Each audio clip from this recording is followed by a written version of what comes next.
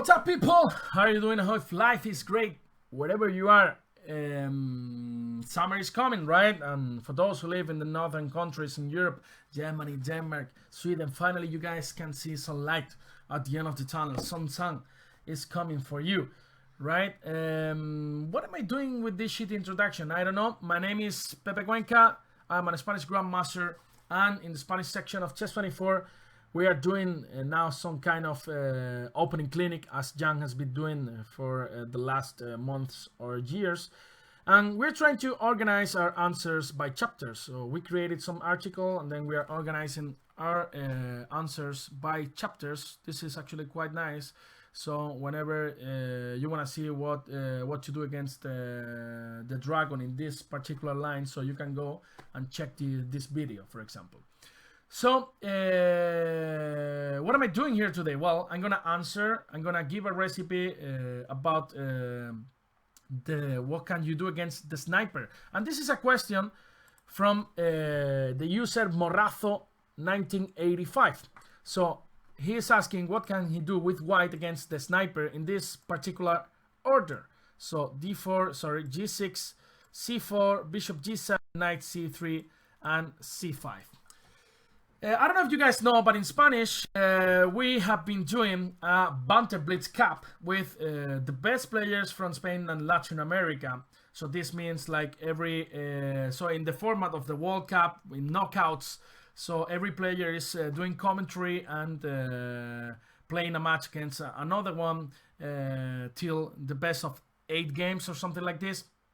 And yes, so I was playing this tournament and then some guy, some FIDE master from Spain, he played this line against me. And actually I didn't know what to do, you know? So I've been playing chess for 20 years and then I played d5 and then after bishop c3, b takes c3, f5, I was actually already thinking, I didn't know what to do, and I ended up in big trouble and I ended up losing this game quite quickly with white. So that's why I wanted to find a recipe against this, and also we had this question from the users, so that's why I'm gonna suggest you an interesting line against this order. So, of course, normally I'm very eager to play Maroczy type positions, right? So my first idea would be to recommend you the move Knight f3, with the hope that black takes on d4 and now play something like d6 or Knight f6, and I can transpose to my beloved Maroczy, where actually I can feel very comfortable. I'm pretty sure that most of you guys too, because Maroczy is pretty solid and you got a lot of space.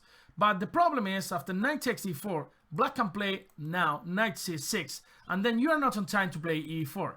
Basically, you have to defend this guy on d4. You have to play e3 and knight c2. Of course, this is extremely playable, but it's not the kind of position I want to play. So that's why, after c5, I'm gonna recommend the move d5. As I'm telling you, most of the sniper players, they normally play, they normally want to take on c3 and play f5. Of course, you can play d6 here, knight f6, then you will end up transposing to Benoni types position, for example, where black normally strikes in the center with e6, but this is another story, right? So here we're gonna analyze the most used variation by snipers players. So bishop takes c3, b takes c3, and f5. Black's idea is quite simple. You want to develop knight f6, control e4, short castle, then you can create some pressure on the c3 pawn. There's this break with b5, and here I'm going to recommend you a really aggressive line, a pawn sacrifice by playing e4. It's quite interesting and it's very aggressive, and black has to be extremely precise to counter this e4 move. Now black can accept the pawn sacrifice or can just play d6. d6 is actually a dubious move. It's actually pretty bad move, so it's very simple to play against this d6. You just take on f5, bishop takes f5, and of course there is a weak square, the e6 square, and now we want to remove from the board the guy that defends the e6 pawn, right? So we just play bishop d3, and now there are different alternatives. So the main two alternatives will be bishop takes d3 or queen a5. Let's analyze first queen a5, which you could think is actually pretty smart, because now we can't play bishop d2 for obvious reasons, because the bishop on d3 is hanging. But there is no problem. You can actually sacrifice the pawn. Bishop f5, queen takes c3, bishop d2, queen e5, knight e2, queen f5. And since there is a really weak square on e6, white is much better. And this joined by the fact that you will put this bishop on this diagonal. You will go short castle and then rook e1 and put a lot of pressure on the e7 pawn. This means that white is actually much better. So let's just give a a sample line. Short castle, knight f6, knight f4, looking for the e6 square already. Short castle, knight e6, threatening to go knight c7, rook c8 only move, and for example bishop c3, white is much better. Let's say after knight b d7, this good move f3 actually threatens g4, and then the queen hasn't got the room.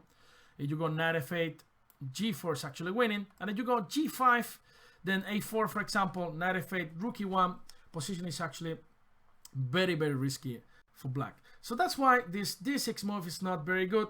And if you take on d3, then you just play normal with white, knight f3, short castle, and then you're threatening all the time to go knight g5.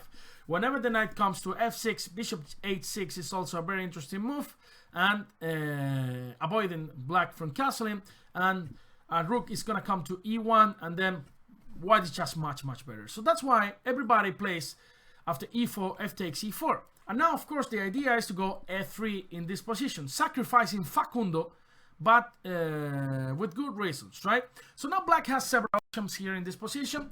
You can take on f3, right? So this is the first move that we have to analyze.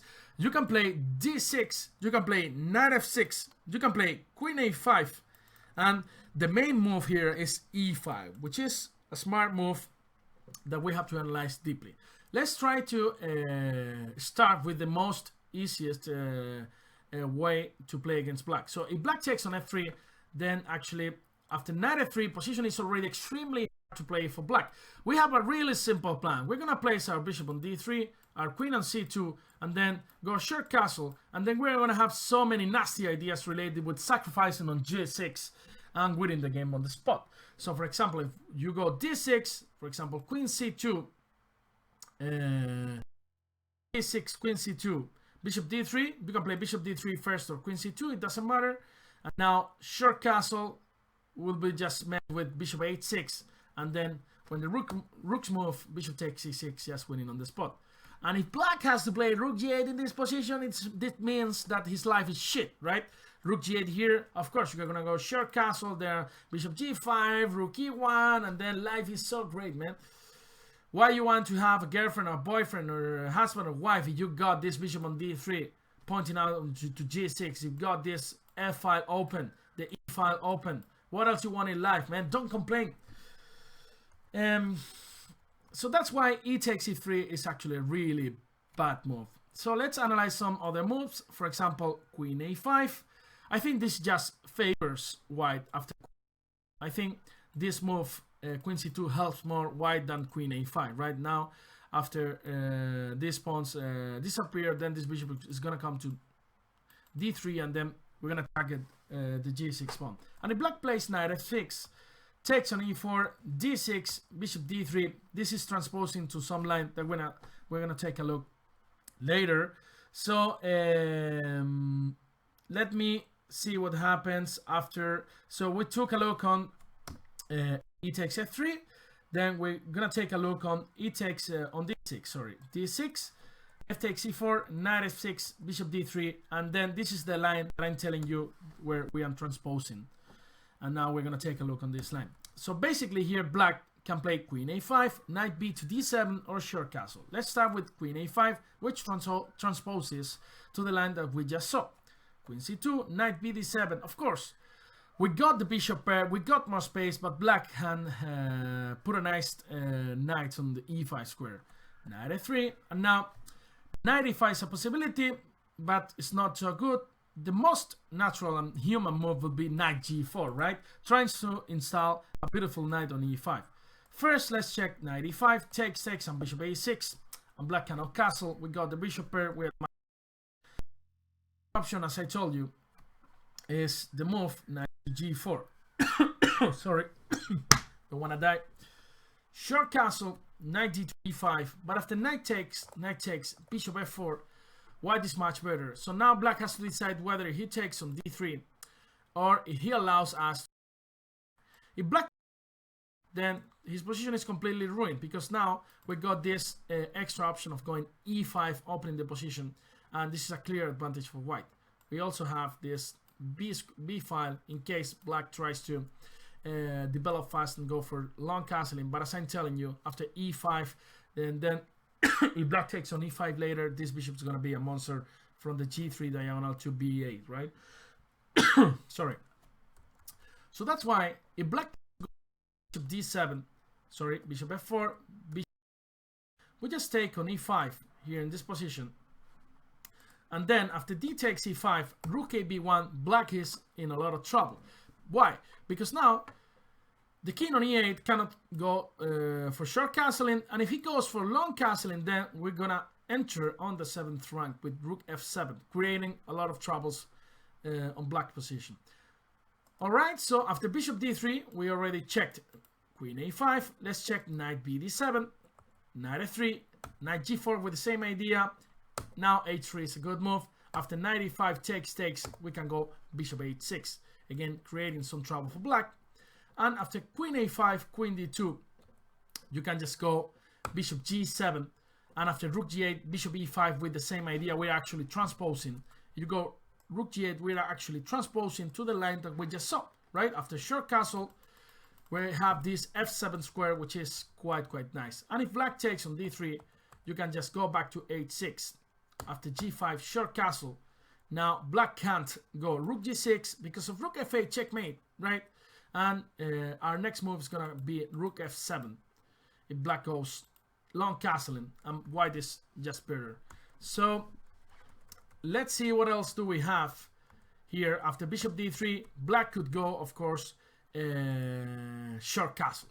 Bishop g5. Whenever black goes short castle here, bishop g5 is actually a really interesting move, because now you can never play h6 in order to kick this bishop back. Knight b d7, knight f3. Again, knight g4 is the only reasonable plan for black in this position.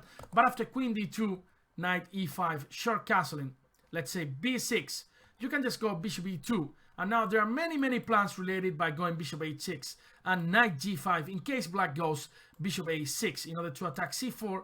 But the thing is, after going bishop a6, black would stop protecting the e6 square, which is extremely important in this kind of positions, right? So that's why this line is pretty good for white. And after analyze this e takes f3, knight f6, d6, queen a5, it's time to analyze the main move, e5, which is a smart move. Some of you could think, Pepe, what's the difference? Why I can't just take now on e4? Well, you can't take on e4 because now queen h4 is actually killing you.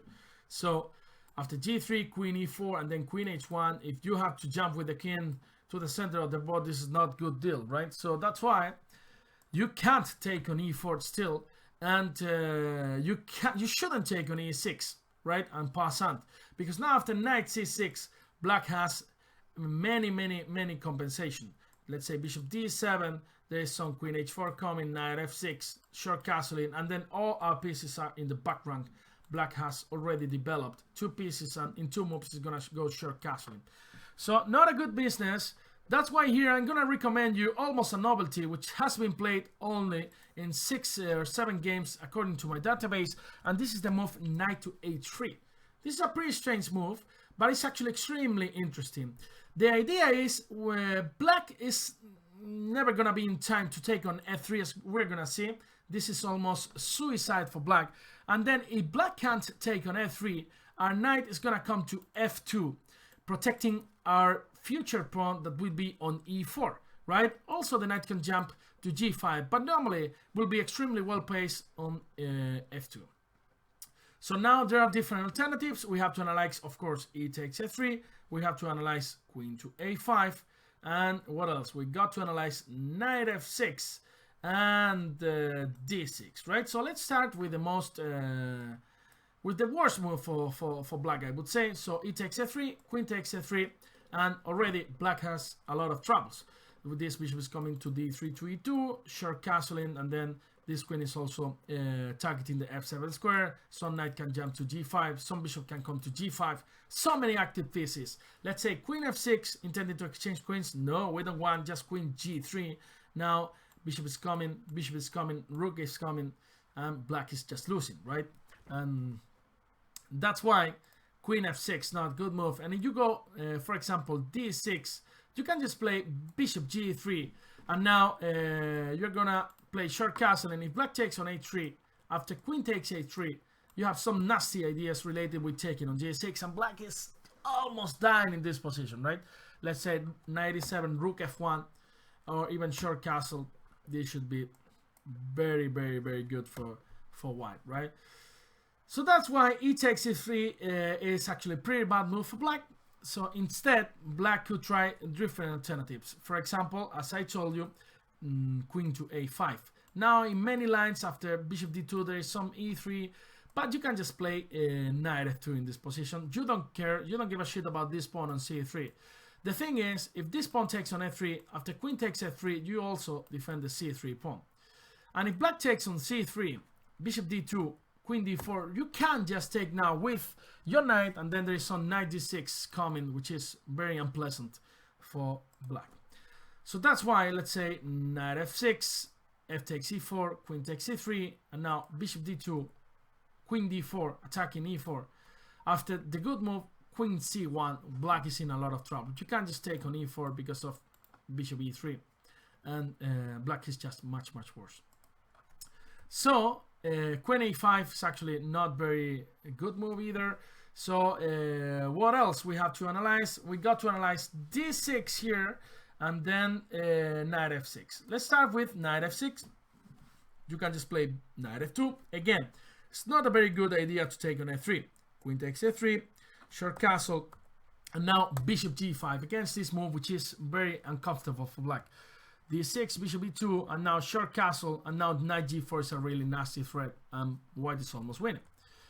So that's why after d6, if you take on e4, black should probably play knight bd7, as we are gonna see in another order now. For example, if black plays d6, knight f2, knight f6, f takes e4, basically this position is actually very nice for white.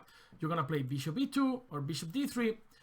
You're gonna go short castle, and this bishop can come to e3, g5, or even h6 depending on the case. And also you're gonna stop black counterplay by playing a4. Whenever black plays b6, you will have this extra option of going a5, and the knight on f2 is actually doing a fantastic job defending e4, protecting the g4 square. Let's say queen e7, bishop e2, short castle, bishop a6, rook f7, and short castle. And I really like white position, and if you don't trust me, you can trust the engine, which gives +1, alright? So this is a really nice line, I would say, against the sniper. So this is my recipe against the sniper. We are gonna try to solve all our users' question in organized videos. Probably the first videos will be open, then the next videos will be only for premium members. I hope you guys have enjoyed this line, and I hope you guys can use it in your chess tournaments. This has been a pleasure. This has been Pepe for Chess24. Bye bye, see you, and enjoy the summer, guys.